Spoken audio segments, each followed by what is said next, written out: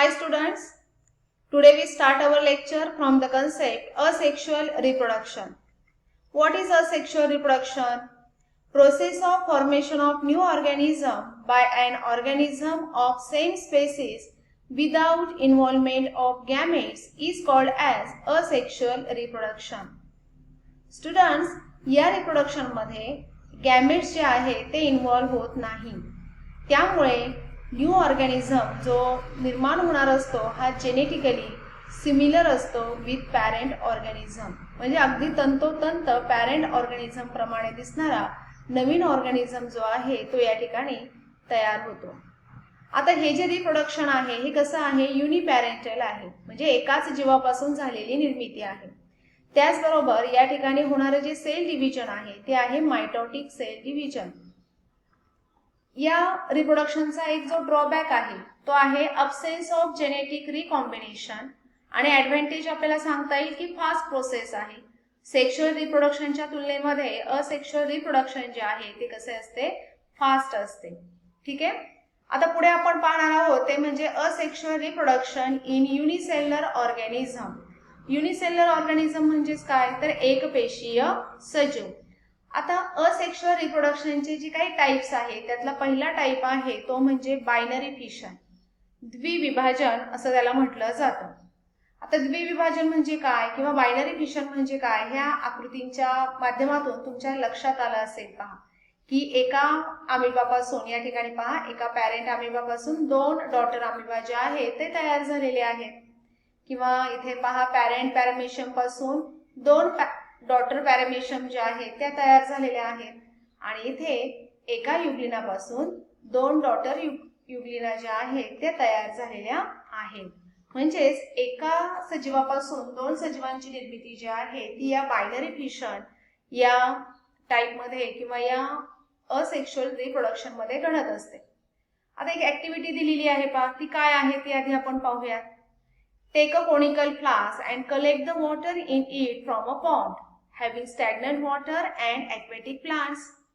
Add some wheat grains and aquatic plants to it. Keep it for 3 to 4 days so that wheat grains and plants will decompose. Early in the morning on 4th day, take a glass slide and put a drop of that water over it. Carefully put a cover slip on that drop and observe under compound microscope. म्हणजेच काय, तर एका चंचू पात्रामध्ये अनेक दिवस पाणी साठलेल्या आणि जलीय वनस्पतींनी समृद्ध अशा तळ्यातील पाणी घ्या. त्यामध्ये थोडे गव्हाचे दाणे आणि काही जलीय वनस्पती टाका. 3-4 दिवस त्या वनस्पतींचे आणि गव्हाचे विघटन होऊ द्या. 4थ्या दिवशी सकाळी लवकर एक स्वच्छ काचपट्टी घेऊन त्यावर चंचू पात्रातील पाण्याचा एक थेंब घ्या. त्यावर कव्हर स्लिप म्हणजेच आच्छादक काच ठेवून संयुक्त सूक्ष्मदर्शकाखाली त्याचं तुम्ही काय करायचं आहे, निरीक्षण करायचं आहे. तुम्हाला काय दिसेल पहा, ज्यावेळेस तुम्ही कंपाऊंड मायक्रोस्कोप मध्ये पाहणार आहात त्यावेळेस तुम्हाला काय दिसणार आहे, तर many paramecia performing the binary fission.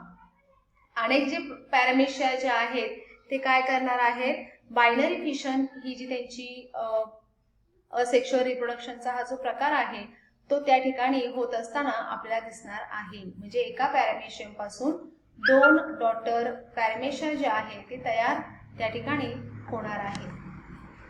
पहा, आता हे जी बायनरी फिशन आहे या बायनरी फिशन कुणाकुणामध्ये घडते, त्याचे एक्झाम्पल्स काय आहेत, तर प्रोकॅरियोट्स. प्रोकॅरियोट्स म्हणजेच काय, तर आदिकेंद्रकी सजीव जसं की बॅक्टेरिया. प्रोटिस्ट म्हणजेच आदिजीव, amoeba, paramecium, euglena. And eukaryotic cell organelle like mitochondria and chloroplast perform asexual reproduction by binary fission. मग ह्या प्रोसेस मध्ये नक्की काय घडते, the parent cell divides to form two similar daughter cell. Parent cell जी आहे तिचे दोन भागांमध्ये विभाजन होते आणि दोन नवीन डॉटर सेल ज्या आहेत त्या तयार होतात, परंतु त्या कशा असतात, सिमिलर असतात. The parent cell divides to form two similar daughter cells. मग हे बायनरी फिशन जे आहे ते एकतर मायटोसिस किंवा अमायटोसिस या सेल डिव्हिजन द्वारे होत असते.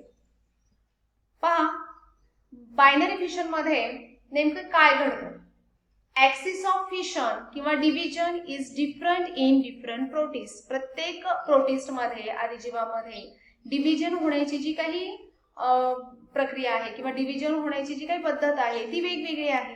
जसं की amoeba divides in any plane due to lack of specific shape. आता अमिबाला विशिष्ट असा कोणताही आकार नाही, त्यामुळे अमिबा कोणत्याही दिशेने किंवा कोणत्याही बाजूने काय होतो, डिवाइड होतो. आणि त्यामुळेच ते जे बायनरी फिशन आहे त्या बायनरी फिशनला काय म्हटलं जातं, तर सिंपल बायनरी फिशन असे म्हटले जाते. आता पॅरामेशियम मध्ये काय होणार आहे पहा. Paramecium divides bye transverse binary fission. Transverse म्हणजेच आडवे द्विविभाजन आपल्याला पॅरामेशियम मध्ये पाहायला मिळते. तर युग्लिनामध्ये लॉंगिट्युडनल बायनरी फिशन म्हणजेच काय, तर उभे द्विविभाजन जे आहे ते युग्लिनामध्ये दिसते पहा. मग बायनरी फिशन हे जे आहे it is usually perform by living organism during favourable conditions.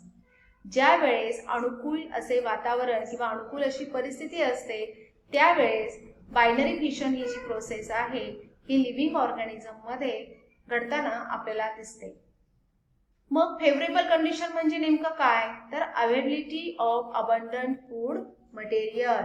Abundant म्हणजे मुबलक प्रमाणामध्ये जेव्हा त्यांना अन्न उपलब्ध असते त्यावेळेस बायनरी फिशन ही प्रोसेस जी आहे ही लिव्हिंग ऑर्गॅनिझम मध्ये घडून येते. आता या ठिकाणी या चित्रांबद्दल किंवा डायग्राम बद्दल आपण माहिती पाहूयात. Simple binary fission, amoeba, parent amoeba आहे. न्यूक्लियस पहा या ठिकाणी डिवाइड व्हायला सुरुवात झालेली आहे. नंतर न्यूक्लियस डिवाइड होतो. सायटोप्लाझम सुद्धा या ठिकाणी डिवाइड झालेला आहे आणि 2 डॉटर अमिबा जे आहे ते तयार झालेले आहेत. पहा पुढे पॅरेंट पॅरामेशियम आहे. मॅक्रो न्यूक्लियस जे आहेत ते डिवाइड होऊ लागलेले आहेत. त्यानंतर इथे कोरल ग्रुव जो आहे तो तयार झालेला आहे. 2 डॉटर पॅरामेशियम या ठिकाणी तयार झालेल्या आहेत. युग्लिनामध्ये पहा याला फ्लॅजिलम असं म्हटलं जातं. फ्लॅजिला न्यूक्लियस आहे पहा, न्यूक्लियस डिवाइड होऊ लागलेला आहे. नंतर काय होणार आहे, युग्लिनामध्ये उभे द्विविभाजन लॉंगिट्युडनल बायनरी फिशन जे आहे ते आपल्याला या ठिकाणी पाहायला मिळते.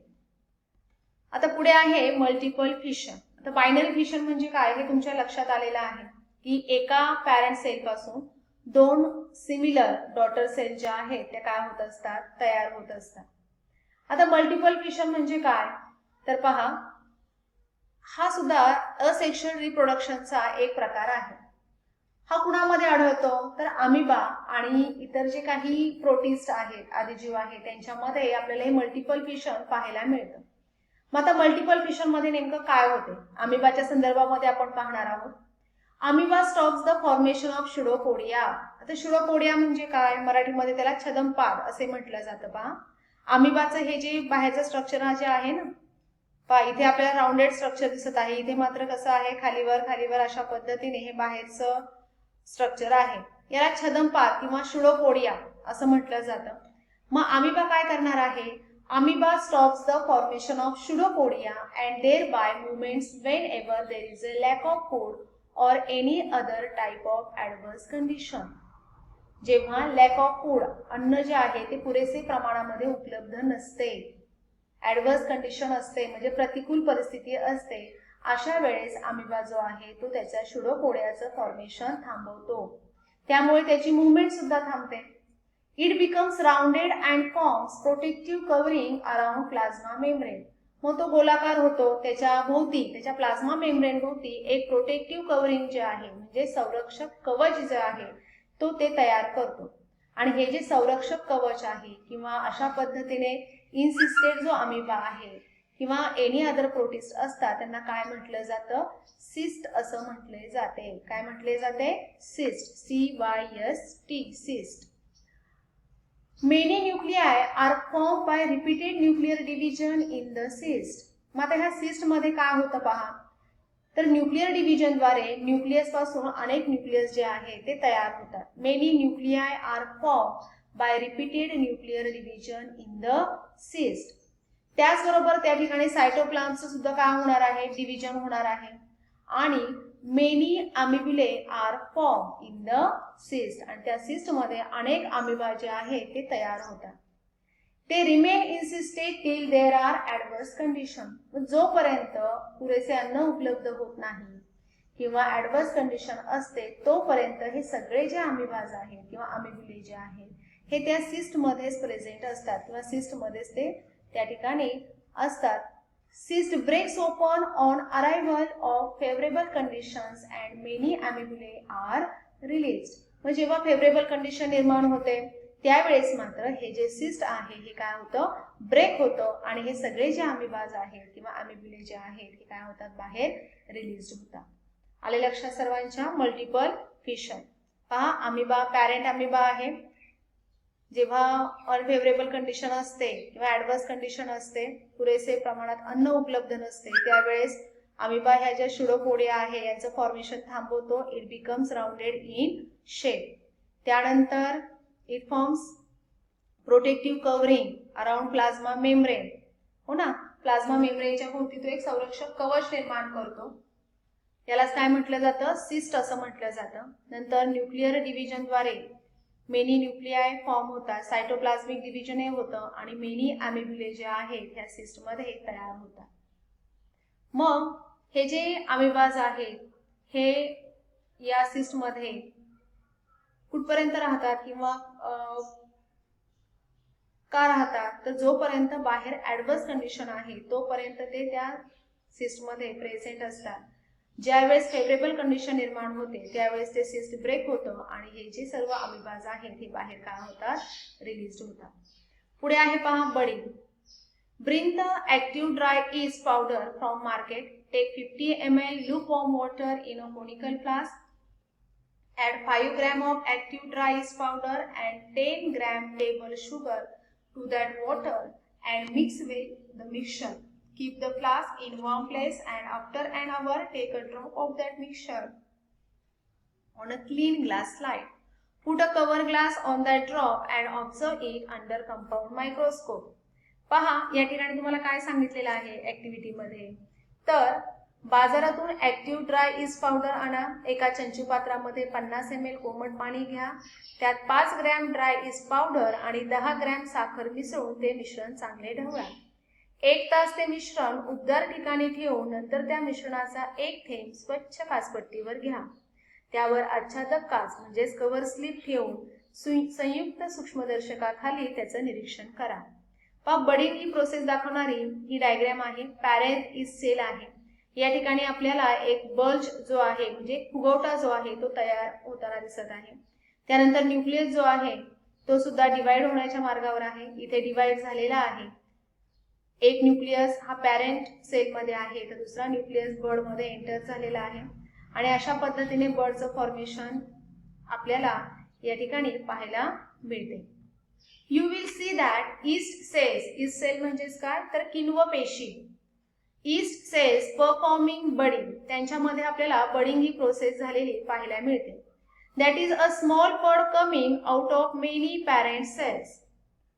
Asexual reproduction occurs by budding in a yeast, a unicellular fungus. आता yeast काय आहे तर एक एकपेशीय ते कवक आहे, युनिसेल्युलर फंगस आहे.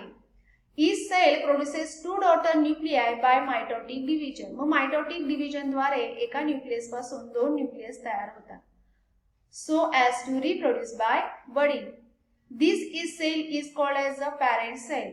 A small bulge appears on the surface of parent cell. मग पॅरेंट सेलच्या सरफेसवर एक स्मॉल बल्ज जो आहे फुगवटा जो आहे तो तयार होतो. This bulge is actually a bud. यालाच काय म्हटलं जातं, बर्ड असं म्हटलं जातं. One of the 2 daughter nuclei enter this bird. After sufficient growth, bird separates from the parent cell and starts to live independently as a daughter yeast cell. ठीक आहे. आता बर्ड मध्ये एक न्यूक्लियस जो आहे तो एंटर झाल्यानंतर त्याची ग्रोथ होते आणि हा जो बर्ड आहे हा मग पॅरेंट सेल पासून काय होतो, सेपरेट होतो and it start to live independently as a daughter yeast cell. एक डॉटर ईस्ट सेल म्हणून तो वाढायला, स्वतंत्रपणे वाढायला सुरुवात होते. ठीक आहे, अशा पद्धतीने बडिंग ही प्रोसेस जी आहे ती सुद्धा या ठिकाणी आपण पाहिलेली आहे. Next part